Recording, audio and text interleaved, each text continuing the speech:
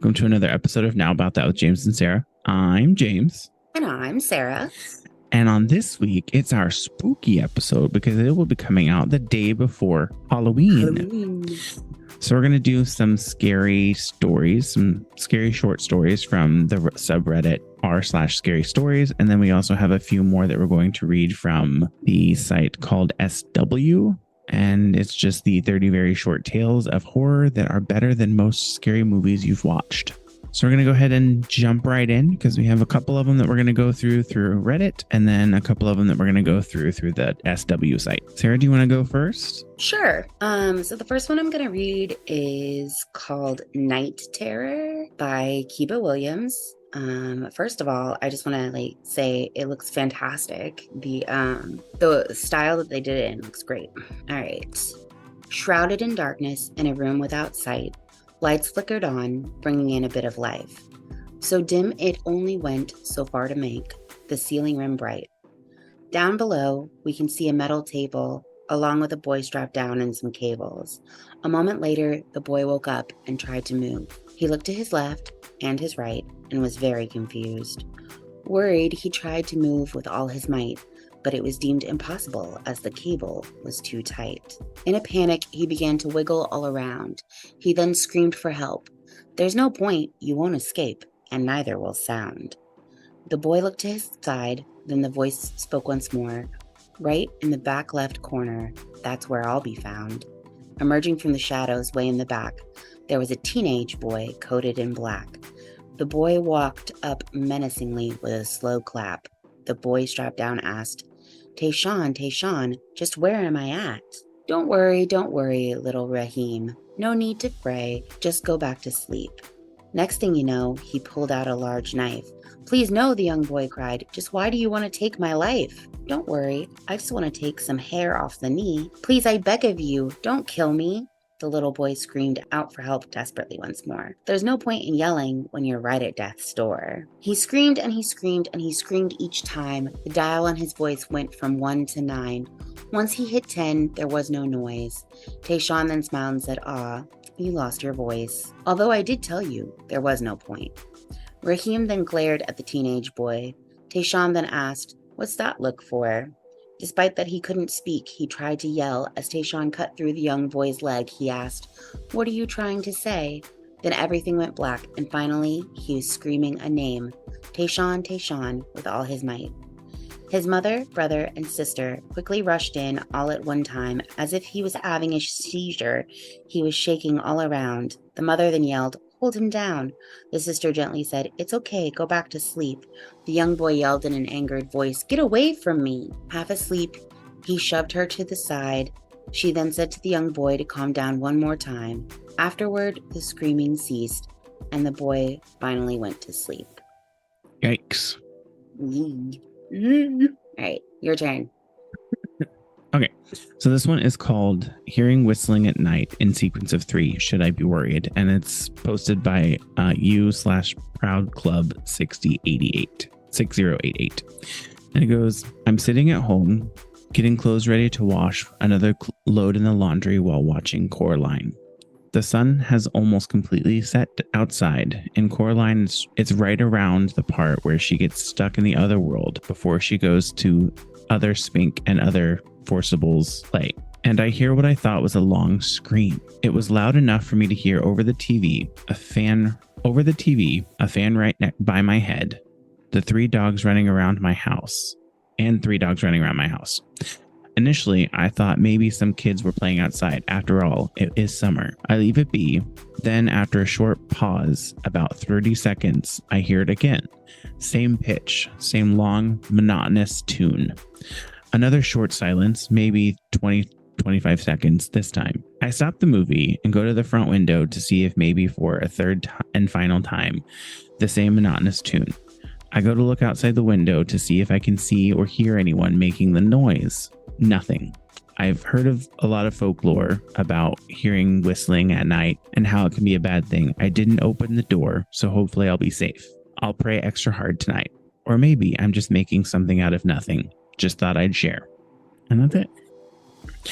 Yikes. Also, Coraline, good movie. I've never seen it. Actually, I haven't either, but so I don't know why I said it was a good movie because I've never seen it either, but it does look really fun. I mean, I've heard it's a good movie, so I was just Hmm. going to take your word for it. All right. So this story is called What Was It? And it was posted by user Bristolerman 4 months ago. I was about 11 and home alone. I lived in a remote area, but the county was known for drugs and crimes. There were not many people on my road as it was out in the country. My mom and dad went out for a late night grocery run to get dinner. The Walmart they went to was 25 minutes away, so I knew they wouldn't be home for a while. It was around 7:30 and they'd only been gone for 45 minutes. I laid down on my bed and got on my phone. Then around 8, my dog started barking. He was not the aggressive type, so it was out of the normal. I just waited for him to stop because him being part pit, normally people wouldn't try anything. He continued for 5 minutes, so I decided to go look at what was happening. I walked into the hallway and said, "Nico, what are you barking at?" I heard something outside and thought maybe it was my neighbor coming over to check on me, as she normally did. As I got closer to the door, my dog growled more and more. I looked out of the peephole on my front door and saw brown hair in a bun. It looked like my mom's. I yelled, "Mom? Where's Dad?" from behind the door. It looked up and its eyes were very wide and no expression. It looked exactly like my mom. The thing just stared for a little and my dog was barking even more, and he woke up my German Shepherd, Rex. He was a really big dog and scared of everything. He came into the living room and started backing up from the window where he was looking out and growled. It then said, "Biggs, open the door. It's cold out here." I knew something wasn't right, so I called my mom thinking I would hear her ringer from outside. It rang for a couple seconds and then she answered, "We'll be home in a few minutes. Are you okay?" I just stood there stunned. "Mom, who's standing on the porch then? They look exactly like you and keep telling me to answer the door." My mom went silent for a few seconds and said, "Lock the door, make sure the back door is locked, and go to your room with the dogs now." I did exactly what she said without question. "Mom, what's happening?" She followed up with, "We're coming home right now. Close your curtains and stay in your room." They were home about 15 minutes later. I never knew what really happened that night, but we never discussed it again. My dog Nico, who liked to sleep outside, now slept in my bed. My other dog Rex normally slept in the living room in front of the window, slept at the foot of my bed. They wouldn't let me stay home alone for years after that. That's terrifying. Do you think it was a, what are they called? Skinwalker? Potentially, but I don't know. Like, I don't know. All right. Next one is called That Shadow. It looked right at me, and it is posted by you/David Smith 084. And it goes, about 7 years ago, I was working on a paving crew laying asphalt for the parking lot for the brand new recreation center. It was a particularly cloudy day and it got breezy. A short gust of wind blew up and dust was blown into my eyes. I quickly closed them and started to try and wipe them. When I opened my eyes, everything was significantly darker and cloudier, and there were several shadowy figures wandering aimlessly around the area. Their eyes seemed to cast beams of light out of them like a flashlight through the dust or fog. One of the shadows, rather close to me, stopped and looked up at me. It locked its gaze on me and stared directly into my eyes. The beam blinded me and I blinked my eyes shut again. When I reopened them, everything was normal. I tried to tell my buddy Apollo, my aunt Ronnie, who worked with me, what happened, and they laughed it off. They told me I didn't see anything and my imagination was pretty good. I know what I saw. The next day, the whole job site got shut down because the same day, on the other side of that building, a friend of mine I used to work with at Walmart had fallen off the building 35 feet to his death. I learned it was Fuzzy from my boss. I'm assuming Fuzzy is his name. I was shocked to speechlessness as I recalled the shadow that blinded me and how it was the only one interested in me. Could that have been Fuzzy? How did I see the shadows? Why were there so many? I haven't seen anything since, but I still feel the shadow recognized me and may very well have been my buddy Fuzzy. Oof. Yoicks. All right. This next story comes from SW, the website we were talking about, scoopwhoop.com. And the story is Timekeeper by Gridster2. And there's a picture of a pocket watch on the ground. Looks like it's surrounded by like leaves. And it says, "Eventually, the watch began its final countdown." He had been given the watch on his 10th birthday. It was an ordinary gray plastic wristwatch in every respect except for the fact that it was counting down. That is all of the time you have left in the world, son. Use it wisely. And indeed, he did. As the watch ticked away, the boy, now a man, lived life to the fullest. He climbed mountains and swam oceans. He talked and laughed and lived and loved. The man was never afraid, for he knew exactly how much time he had left. Eventually, the watch began its final countdown. The old man stood looking over everything he had done, everything he had built. 5. He shook hands with his old business partner, the man who had long been his friend and confidant. 4. His dog came and licked his hand, earning a pat on the head for its companionship. 3. He hugged his son, knowing that he had been a good father. 2. He kissed his wife on the forehead one last time. 1. The old man smiled and closed his eyes. Then nothing happened. The watch beeped once and turned off. The man stood standing there, very much alive. You would think that in that moment he would have been overjoyed. Instead, for the first time in his life, the man was scared. Yeah, because now it's just like it can happen anytime. I would be scared too. Yep. It's crazy. You go from knowing exactly when it's going to happen to the uncertainty like the rest of us. Yeah. All right. So this next one is called There's No Reason to Be Afraid by Whoever Fights Monster. Cool. And there's a picture included, and it's just, it looks like an empty, decrepit old house with just a chair and some leaves on the ground. And it says, but our favorite thing was the ghost. And it goes. When my sister Betsy and I were kids, our family lived for a while in a charming old farmhouse. We loved exploring its dusty corners and climbing the apple tree in the backyard, but our favorite thing was the ghost. We called her Mother because she seemed so kind and nurturing. Some mornings, Betsy and I would wake up, and on each of our nightstands, we'd find a cup that hadn't been there the night before. Mother had left them there, worried that we'd get thirsty during the night. She just wanted to take care of us. Among the house's original furnishings was an antique wooden chair, which we kept against the back wall of the living room. Whenever we were preoccupied watching TV or playing a game, Mother would inch the chair forward, across the room toward us. Sometimes she'd manage to move it all the way to the center of the room. We always felt sad putting it back against the wall. Mother just wanted to be near us. Years later, long after we moved out, I found an old newspaper article about the farmhouse's original occupant, a widow. She murdered her children by giving them a cup of poisoned milk before bed. Then she'd hanged herself. The article included a photo of the farmhouse's living room and the woman's body hanging from a beam. Beneath her, knocked over, was the old wooden chair, placed in exactly the center of the room. That took a turn. Jesus. Ooh. So she was poisoning the children. She was reliving, poisoning the children, and killing herself.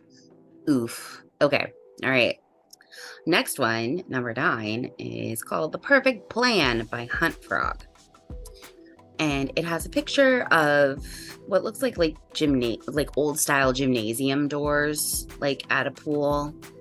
It does look like it's at a pool. There, like that looks. Those two handles look like it's coming out from the pool. Yeah.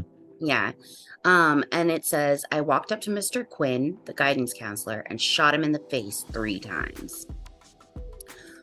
On Monday, I came up with the perfect plan. No one even knew we were friends. On Tuesday, he stole the gun from his dad. On Wednesday, we decided to make our move during the following day's pep rally. On Thursday, while the entire school was in the gym, we waited just outside the doors. I was to use the gun on whoever walked out first. Then he would take the gun and go into the gym blasting. I walked up to Mr. Quinn, the guidance counselor, and shot him in the face 3 times. He fell back into the gym, dead. The shots were deafening. We heard screams in the auditorium. No one could see us yet. I handed him the gun and whispered, your turn. He ran into the gym and started firing. I followed a moment after. Uh-oh, she froze. Un momento, por favor. Da, da, da, da. Oh, there you are. He's back. What was the last thing I said? The shots were deafening. We heard screams in the auditorium. No one could see us yet. He hadn't hit anyone yet. Okay. All right. Kids were scrambling and hiding. It was mayhem. I ran up behind him and tackled him. We struggled. I wrenched the gun out of his hands, turned it on him, and killed him. I closed his mouth forever. On Friday, I was anointed a hero. It was indeed the perfect plan. Yikes. Also, insane timing right now since Maine just had that mass shooting. Yeah, I heard about that. I had a text message from my brother and he was like, were you anywhere near that mass shooting that happened? I was like, no, that's 2 states away. Although it is only like 3.5 hours to get there. Well, I mean, first of all, can we just point out the fact that like your brother was checking on you? I know, it was weird. Like, okay, I'm not used to him being what's the word? Caring about anyone except for himself. Oh, I'm sorry. I should be nicer. I shouldn't talk shit about your brother like that. I mean, I talk about your brother, not on here, but okay, so note to self, don't talk about your brother on the podcast. Got it. All right, this next one is called Warrior of God by KMA Hawk or KM Epic. I don't know. If God exists, why is there so much evil in the world? It's a common question, but it is misplaced. All things must have balance, light and dark, good and evil, sound and silence. Without one, the other cannot exist. So if that's true, then God does nothing to fight evil. That might be your follow-up question. Of course he fights evil, relentlessly. I am Dartilian, one of his most holy and righteous angels. I roam the earth, disposing of evil wherever I find it. I kill the monsters you don't ever want to know about. I crush them completely so you sleep at night. You humans have no idea how many of you live because of the work I do. What about Stalin or Hitler? Ted Bundy? Jack the Ripper? Well, those are the minor ones I had to let live for balance.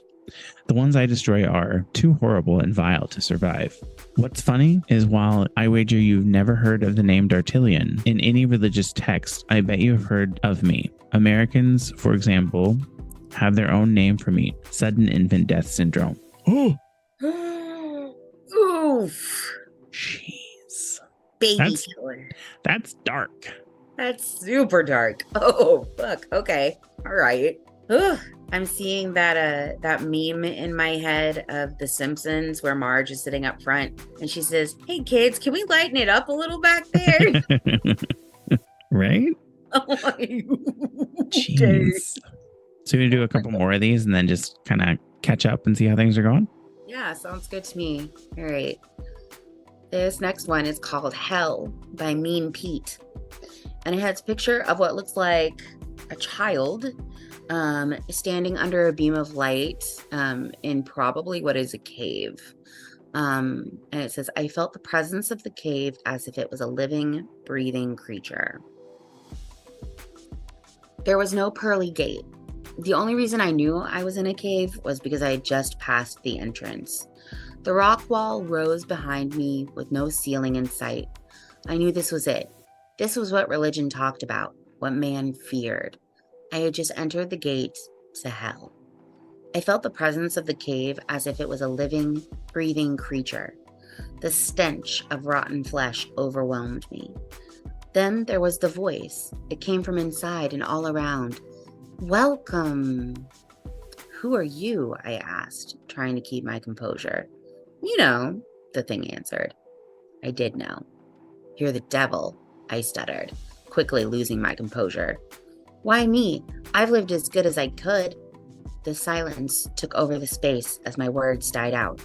It seemed like an hour went by before the response came. What did you expect? The voice was penetrating, but patient.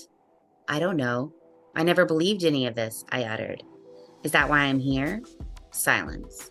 I continued. They say the greatest trick you ever pulled was convincing the world you don't exist. No. The greatest trick I ever pulled was convincing the world that there is an alternative. There is no God? I shivered. The cave trembled with the words. I am God. Ooh. Eep. Kind of terrifying, but also kind of fitting with the one that we just finished. Right? But it's also like very thought-provoking as well. Like, what if there really isn't an actual alternative and it's all just one being? Yeah. Interesting. All right. So this next one is called The Accident by Minboy, Minnboy. And in the picture, it looks like they're at a stoplight and it says, then someone tapped on the front door and his world suddenly crumbled away beneath him. It was 1 a.m. and Guy Halverson sat in the dark living room. He hadn't moved in over an hour. The accident earlier that evening kept playing over and over in his mind. The light turned red, but he was in a hurry and accelerated. An orange blur came from his right, and in a split second there was a violent jolt. Then the cyclist rolled across his hood and fell out of sight on the pavement. Horns blared angrily and he panicked, stepped on the gas and screeched away from the chaos into the darkness, shaken and keeping an eye on his rearview mirror until he got home. Why did you run, you idiot? He'd never committed a crime before this and punished himself by imagining years in jail. His career gone, his family gone, his future gone. Why not just go to the police now? You can afford a lawyer. Then someone tapped on the front door and his world suddenly crumbled away beneath him. They found me. There was nothing he could do but answer it. Running would only make matters worse. His body trembling, he got up, went to the front door and opened it. A police officer stood in front of him under the porch light. Mr. Halverson? Asked the grim officer. He let out a defeated sigh. Yes, let me. I'm terribly sorry, but I'm afraid I have some bad news. Your son's bike was struck by a hit and run driver this evening. He died at the scene. I'm very sorry for your loss. Like, no, absolutely not. Mm-mm. How bad would you feel if that happened? Like, I wouldn't be able to live with myself, actually. No, that's insane. Like, you inadvertently killed your own child and then ran away. Yeah. And so that one was the 12th one in 30 of these. So there are a lot more, but for time's sake, and so that we're not just reading to you all, we're not going to go over them, but I will include it in the link in the description of the podcast this week if you would like to go and take a look at the rest of the stories that are on this website. And I'll also include, and I think I need to actually update the last week's caption or description because I didn't include the ones we read last week either. So I'll do that. And then if you want to go see any of these, again, a lot of the ones we went through this week and then last week are from the subreddit r/scary short stories. So props to the people that have been dropping in those stories on there. We appreciate it. I mean, we didn't ask for them, but we appreciate your creativity and the information that you're putting out into the world, and we're reading it here on our podcast. Yes, we are very appreciative of people who make art. Yeah, it's a lot of fun, and some of them are. I wouldn't say very many of these are scary. A lot of them are thought provoking more than anything. Yeah, I think that most of these are scary in that they relate to real life things, like school shootings and sudden infant death syndrome and things like that, and like our fear of death when we don't know when it's coming. Oof. Well, how are things going? How's school stuff going and work?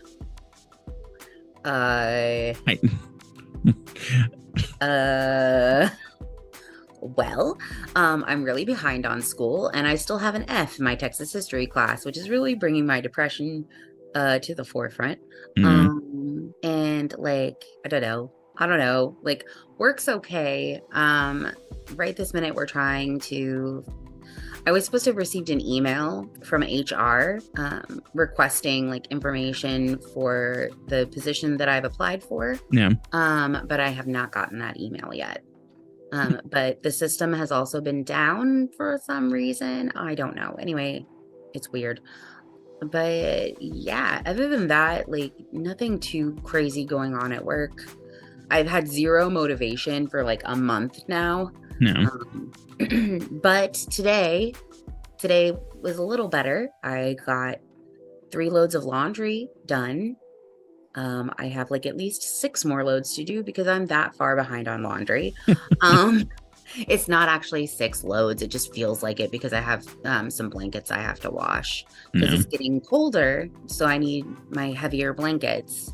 And then I'm just chugging along on this project that I've given myself, which is To build your tricycle. well, I mean, also that I did not work on that today. I was going to, but I did not. This project that I've been like working on, which is about whether or not SpongeBob is God. So it's It fits with that TikTok you sent me earlier with the SpongeBob pumpkin. yes. Did you send me? You sent me that, yeah. Yes, I sent that. Yes, with the SpongeBob pumpkin. So I don't know. It's mostly just a project I work on when I'm high. So what is it? Oh, So it's SpongeBob is God. Got it. Never mind. yeah, that SpongeBob is God, and basically I'm just going through and like watching the episodes and like getting you know, like little things that I think support my argument. Mhm.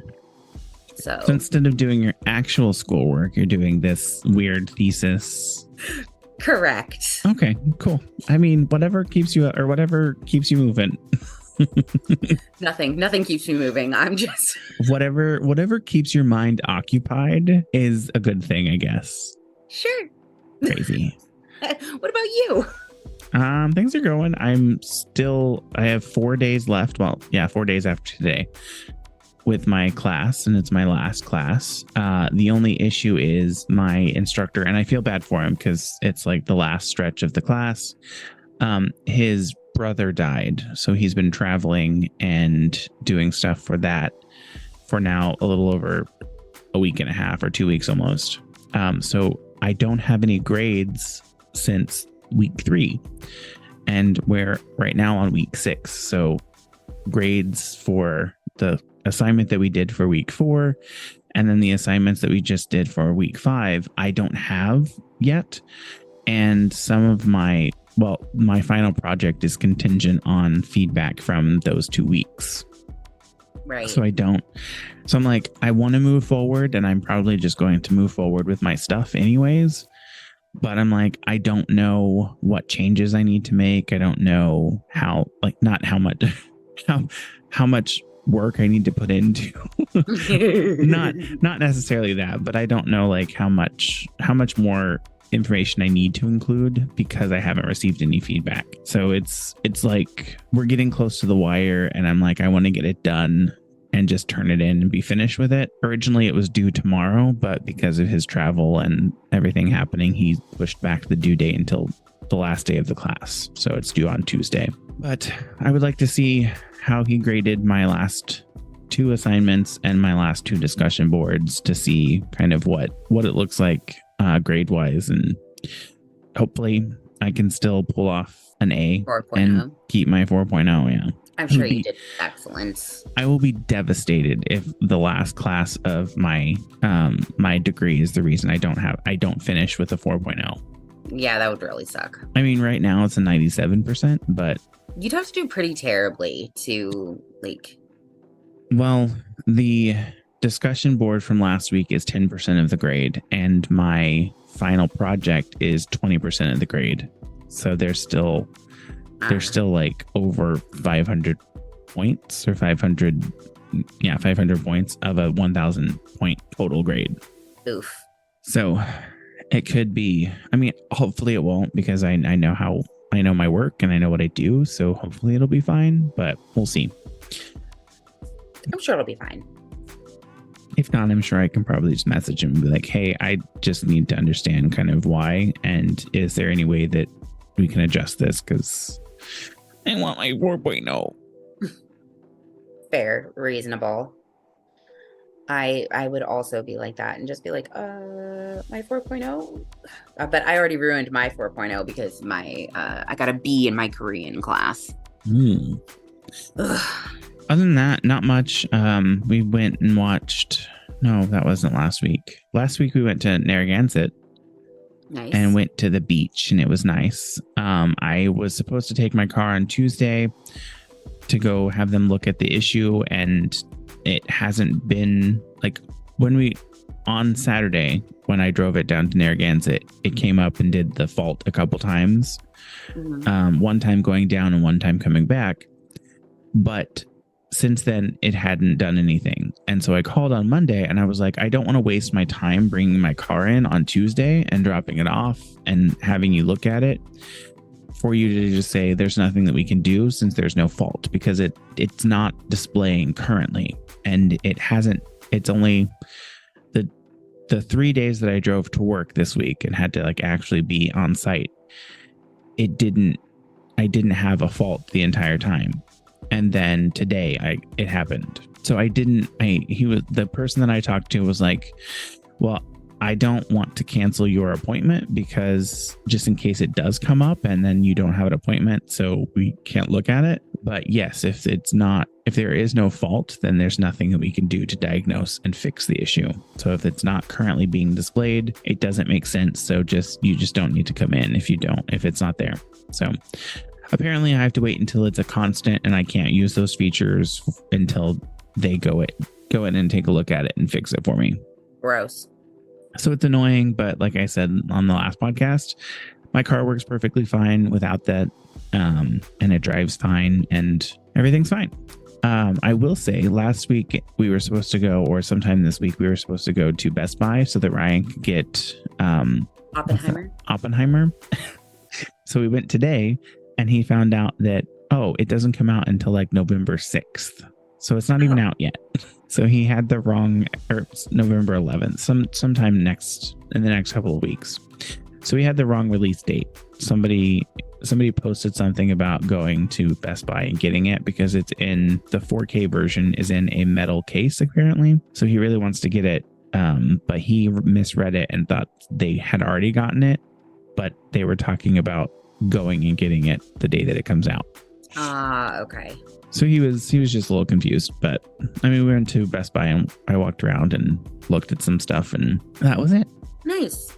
Other than that, nothing's really going on outside of work stuff and finishing up my school. Right.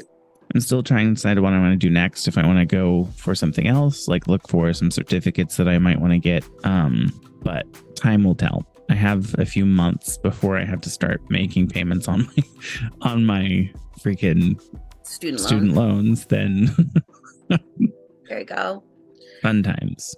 I did do something last night. I made a recipe that I had found online called apple brownies. And it's just 3 ingredients. It's applesauce, unsweetened applesauce, white chocolate, and flour. And it doesn't even have to be like self-rising or all-purpose flour. It's just flour. So I used rice flour because that's what I had. It was okay. But like it required like a whole cup of melted chocolate, right? But then only like 7 tablespoons of applesauce. That's weird. So like it was very fudgy, but it was very thin. Yeah, I would have added more applesauce. I think I should have added more applesauce. The other thing too was that the flavor was very, very light. Yeah. Like, because white chocolate is not as chocolatey in flavor. I have a polarizing statement. Okay. White chocolate is garbage. Fair. I hate it. I think it's disgusting. I don't hate it. I don't think it's disgusting. However, it definitely is not my favorite chocolate. Yeah. But I used it because that's what the recipe called for, which I think I could definitely do it with a different chocolate. But I think if I was going to do it again with the white chocolate, I would add some cinnamon and maybe some actual apple pieces into the batter, because it just didn't turn out. It didn't taste as good as I wanted it to. But I did sprinkle some cinnamon on top of it, and that did help. Of bring out more of the apple flavor. Yeah. And maybe to actually add some like volume, if you want it, add just a little bit of like a teaspoon or a couple teaspoons of baking soda so that it floofs. Yeah. It wasn't bad. It kind of, not baking soda, baking powder. Yeah. It had like kind of the same consistency as like lemon bars. So that wasn't bad. But then I was like, Well, if I wanted lemon bars, I would have made lemon bars. Yeah. So, like they're not bad. They're okay. They're just not my fave. I was disappointed. No. Well, do you have anything planned for Halloween? Oh Since yeah. it's next Tuesday. On actual Halloween, I'm working, but for Halloween, I am going to a Halloween party tomorrow. Hmm. Actually, I'm helping run the Halloween party tomorrow, with Nick and Horace and Kat.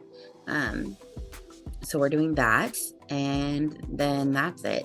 I work Sunday and through Thursday. So, what about you? You doing anything spooky ooky? No, Ryan and I will probably watch The Nun 2 since it's now on Max. So if you guys would like to watch the movie The Nun 2, it is now streaming on Max. This is not a Sponsor? this is not a sponsorship for Max, but if you have a subscription, it's there. So we'll probably watch that. Today, what did I just finish watching? Oh, The Kingsman, which isn't really a scary movie, but I love The Kingsman. Oh, your my phone alarm. vibrating. Drink a juice, Shelby. It's my alarm to take my drugs. My drugs. Because I'm not good at taking prescription medicine on a scheduled time. So I always forget. And then it's like hours after I'm supposed to take it and I remember. So I have an alarm that says drink your juice, Shelby, from Steel Magnolias. Steel Magnolias. Yeah.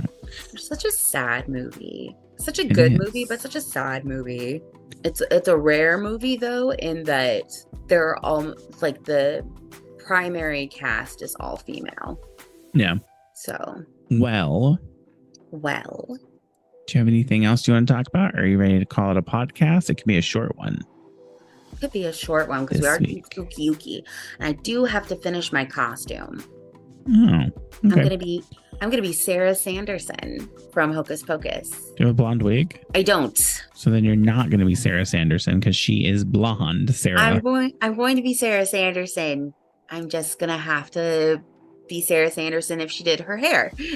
You're going to be Mary Sanderson. No.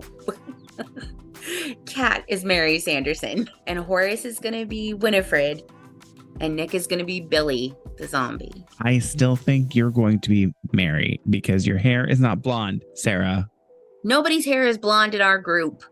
Well, that's your fault because you just dyed your hair. Even so, Sarah Sanderson is a full blonde, and I only had blonde in my lips. So that's true. But my costume's not going to look exactly like hers either. But that was because I'm a poor kid and I'm having to make it myself. That's fun. So on the next episode, we might actually go through and do that. So we're recording very late because at the beginning of this, before we started recording, Sarah was going through and doing the evaluator for the Insights Discovery thing that we can probably go through the next episode and talk about. And I can do my presentation thing and talk about how they come up with it, what it means, and then how you can utilize it to talk to other people and change your communication styles to better communicate with other people that use different versions of the communication wheel. Love that. So it's very interesting. What a throwback too, because we mentioned that like several episodes back. Because Sarah didn't do the evaluator, and then she didn't say anything until I messaged her and asked about it. Did I mention I've been unmotivated and depressed? Well, I wish I could help with the depression portion of it, but I can help. I can't even help with the motivation either. You know what? You being here is enough, though. My face should be enough. It's true. Your face is a natural antidepressant. Except for some people. Some people find me depressing.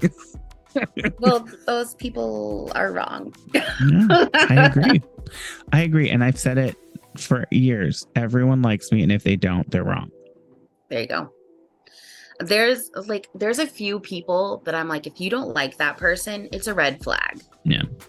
So like, if people don't like you, it's a red flag. I agree. Also, the other statement that I always said that I have said for years is I am never wrong. I am only misinformed. There you go. So That's the Capricorn. That's That is the most Capricorn statement I have ever heard. well, those are my motivations to my mottos in life. Everyone likes me, and if they don't, they're wrong. And then I am never wrong, only misinformed. And then the other one that everyone should know already is I would rather be cold than hot, because you can always put on more clothes. You can only take off so much before it is inappropriate or illegal. True. And I agree with that. And then there's always the action that I want to do in my life where I slap someone across the face with a mop. And when they look at me and ask, why did you do that? Just look at them with my sassy gay voice and say, that's the power of pencil, baby. Oh my God, what a throwback. I haven't thought about that in years. And then just walk away. Then just walk away. Like, we need to do a skit of that sometime, because I need to see it happen in real life. just when after I say, that's the power of pencil, baby, drop the mop like a mic drop and then just saunter away. Yep, exactly. Now we just have to find somebody who's willing to get hit in the face with a mop. I'll ask Ryan. Love that. All right. Well, you ready to call it a podcast? Because Bobo's running around. He's probably hungry. Yep, I'm ready to call it a podcast. All right. Well, thank you for listening to this week's episode of Now About That with James and Sarah. If you like the episode, please give us a like, a comment, and make sure you follow and subscribe to listen to more of our episodes in the future. And then please give us a review in Apple Podcasts, Spotify, or wherever you listen, as this will help get the podcast out to more people and help us grow. Feel free to follow us on social media. All of our handles everywhere is at Now About That Pod. And if there's something you would like us to discuss on a future episode, make sure you feel free to reach out to us at nowaboutthatpod@gmail.com. Visit our website, www.nowaboutthatproductions.com, or you can give us a call or text. Our phone number is 765-557-4170. Thanks again for listening. We hope you have a spooky, ooky Halloween and have a great week. And Sarah, enjoy your Halloween party. Thanks. You enjoy your Halloween. All right. Bye, everybody. Bye, everybody.